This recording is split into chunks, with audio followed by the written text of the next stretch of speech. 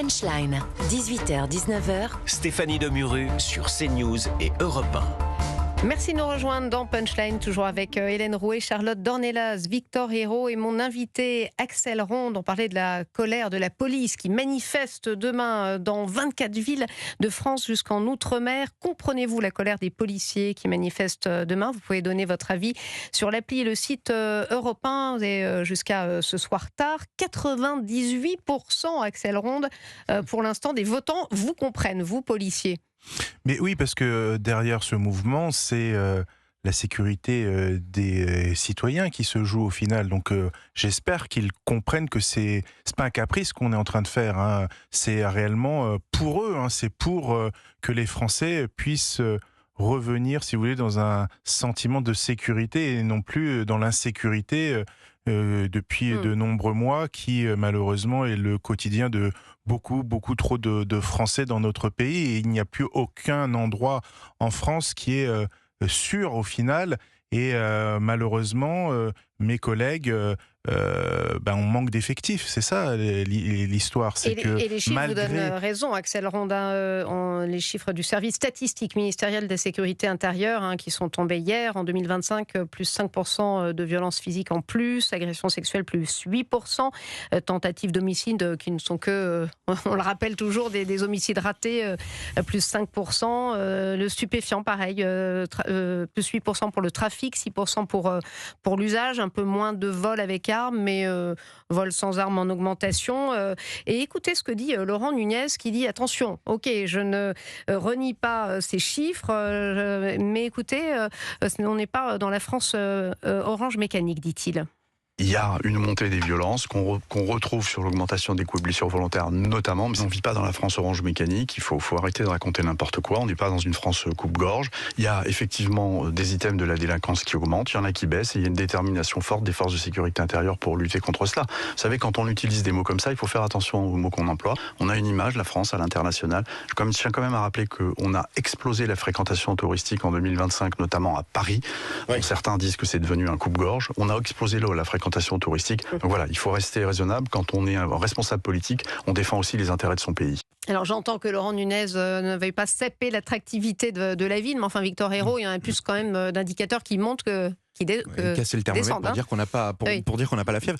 En revanche, je pense que là le ministre de l'Intérieur joue un jeu assez dangereux lorsqu'il fait du relativisme ou il dit ce que vous voyez n'existe pas, etc. Pourquoi est-ce que c'est dangereux? Parce que la sécurité, c'est le fondement, c'est la première couche du contrat social avec l'État. C'est la première chose, c'est la chose qui justifie le fait qu'on donne les armes à l'État en disant l'État a le monopole légitime de la violence pour ma propre sécurité, c'est ce qui nous lie en tant que société. Maintenant, si vous enlevez ça, si l'État ne remplit pas sa part du contrat, la tentation va être très grande pour un certain nombre de Français de se faire justice eux-mêmes ou alors de se défendre eux-mêmes. Et là, on rentre dans la France orange mécanique, qui ne sera pas, unilatérale, mais où il y aura des vendettas, où il y aura des vengeances, des drames personnels, des drames familiaux, parce que des gens auront décidé... certains y pensent déjà, l'autodéfense. C'est déjà le cas. Alors là, je ne surdramatise pas, ce n'est pas encore répandu. Mais si l'on continue dans cet aveuglement-là, c'est la chose qui nous guette. Et alors là, ce sera un drame, parce que le mot de guerre civile ne sera pas complètement galvaudé à ce moment-là. Je pense qu'on pourra l'aborder et en parler de cette façon-là. Il ne faut surtout pas que nous en arrivions à cette tentation-là, parce que ça risque d'être très dangereux, de très mal se finir pour les deux parties. Hélène Rouet. Oui, moi le côté un peu élément de langage technocratique, en plus je le trouve assez insupportable. Toujours faire très attention à la manière dont on parle, sans aucune émotion. On parle aussi de Laurent Nunez qui évidemment nie complètement le lien entre immigration et délinquance. Alors même, voilà, ça nous change effectivement du précédent ministre de l'Intérieur Bruno Retailleau. Alors que Victor a raison, s'ils ne prennent pas conscience, en fait, si on n'est même pas d'accord sur le constat, c'est sûr que ça va être très compliqué de mettre en place des solutions. Parce que nous, à longueur de journée, effectivement, on commande ce genre de solutions. Qu'est-ce qu'on pourrait mettre en place? Est-ce qu'il faut modifier la Constitution? Il faut modifier les réponses pénales? Il faut faire ci, il faut faire ça. Mais si le gouvernement n'est même pas d'accord sur le constat initial, c'est sûr qu'on ne va pas aller très loin. Ça va être très compliqué. Axel Ronde, Laurent Nunez est quand même à la tête de la police. Ça vous inspire quoi, ces propos? Vous les interprétez comment, vous? Mais écoutez, nous, on est toujours, comme il l'a bien dit, mobilisés pour ramener l'ordre, ramener le calme dans le pays. Maintenant, on constate quand même une dégradation de la sécurité intérieure, parce que vous avez des décisions de justice qui ne sont pas prises. Elles ne sont pas prises parce qu'il manque de moyens, cruellement, parce que c'est ça la réalité. Quand vous avez des procureurs, des juges qui ont des dossiers, des plaintes des Français qui s'accumulent sur leur bureau et qui ne peuvent pas les juger faute de moyens, on y revient toujours, vous savez. C'est toujours le même problème, le nerf de la guerre.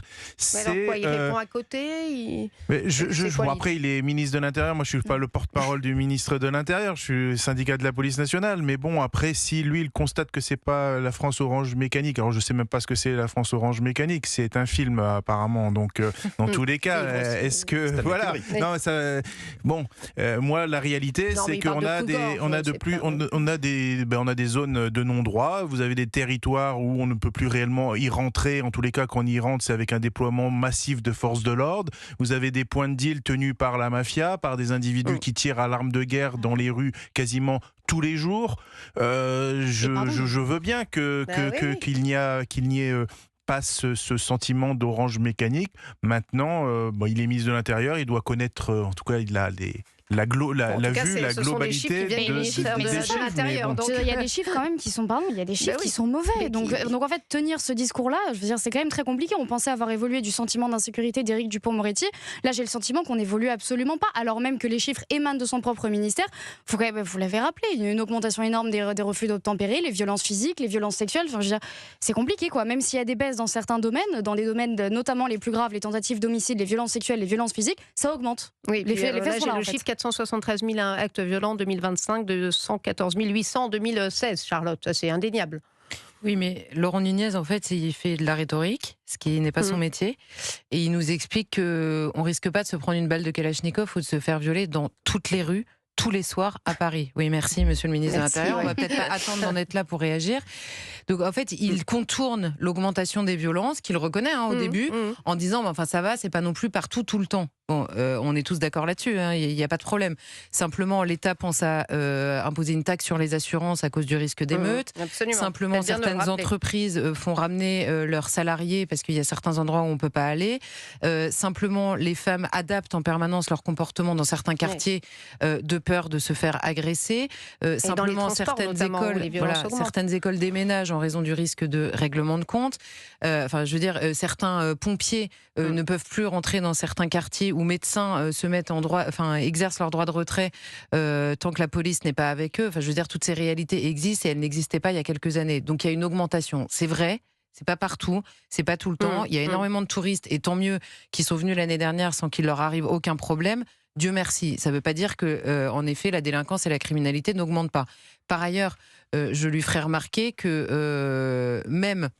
En effet, Axel Ronde évoquait les procureurs et magistrats qui ont parlé de la nécessaire adaptation de la justice criminelle aujourd'hui en France, parce que il faut adapter la justice criminelle. Nous a dit, je crois que c'était le procureur d'Aix, qui expliquait que non seulement il y a beaucoup de dossiers, il n'y a pas plus de magistrats, et il y a une augmentation non seulement du nombre de dossiers, mais de la densité des dossiers de la criminalité organisée. Je veux dire, tous ces signaux-là appellent une réponse immédiate. Donc, s'il ne veut pas le terme orange mécanique ou coupe-gorge, on peut en trouver un autre, mais par contre, la réaction doit être évidemment à la hauteur de cette inquiétude qui est par tous partagée. Donc si Laurent Nunez pouvait ne pas faire comme certains de ses prédécesseurs, c'est-à-dire relativiser en permanence ou contester certains usages de mots et finir son mandat en nous expliquant qu'il nous reste quelques années avant d'être face à face, si vous voyez ce que je veux dire, c'est mieux de ne pas attendre de quitter le ministère de l'Intérieur pour expliquer que c'est l'horreur, quoi. C'est étonnant parce qu'il n'avait pas exactement le même discours lorsqu'il était préfet. Axel Ronde. Oui, alors voilà, comme je vous ai dit, il a plus de hauteur, il voit l'ensemble de la France. Il est tellement haut qu'il n'arrive pas à voir la réalité. Et que quand il était préfet de police de Paris, il voyait réellement la réalité. Donc, je sais pas. C'est vrai que c'est. Après, j'ai pas entendu son émission en entier. Je sais pas. Est-ce que c'est juste une question il répondait. En tous les cas. On voit que la criminalité ne cesse d'augmenter, on voit qu'il y a bientôt un narco-État qui risque de se créer. Alors, c'est des mots peut-être forts, c'est des mots peut-être qui pensent Mais on veut bousculer, nous, syndicats de policiers, parce qu'on veut on veut pas attendre que ça soit le chaos pour pouvoir après intervenir, si vous voulez, parce que qui c'est qui va faire après le sale boulot? On sait très bien, ça va être les forces de sécurité intérieure. Nous, on n'a pas envie, nous on préférerait que ça soit apaisé. Vous savez, les policiers, le soir, ce qu'ils veulent, c'est rentrer en pleine santé et sans problème. On n'a pas spécialement envie d'utiliser la force et la violence. Si la société était totalement apaisée, eh ben nous, ça nous va très bien. Mais là, vous avez 20 policiers qui sont blessés chaque jour dans notre pays par des violences. Elles existent, ils existent, ces policiers qui sont blessés. On les invente pas. Et les Français, ils comprennent qu'il y a un problème puisque ils subissent ce tsunami de délinquance qui touche le pays depuis de nombreux mois.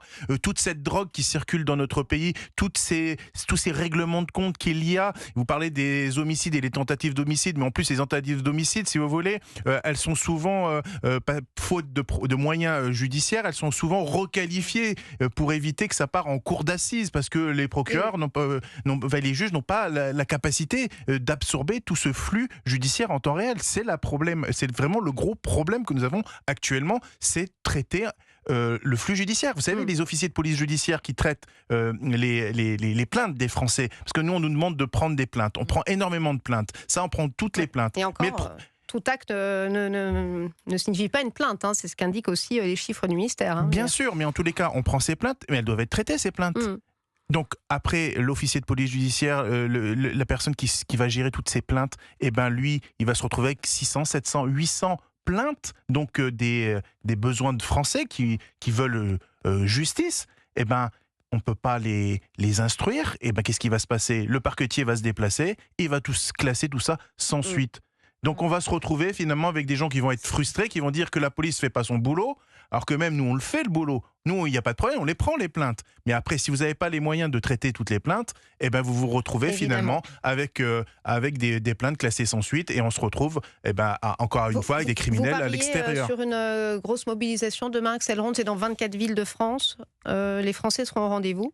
On espère en tous les cas, puisque c'est pour eux qu'on fait ça, encore une fois, c'est pour qu'on puisse réellement avoir les moyens de travailler. C'est quand même dingue que dans notre pays, des gens qui veulent travailler, qui veulent avoir des outils pour pouvoir mener à bien des tâches. On nous demande d'être professionnels, on nous demande d'être finalement des robots, puisque quand sur les interventions, on doit rester courtois, correct en permanence, alors même que nous subissons des attaques de violence inouïes.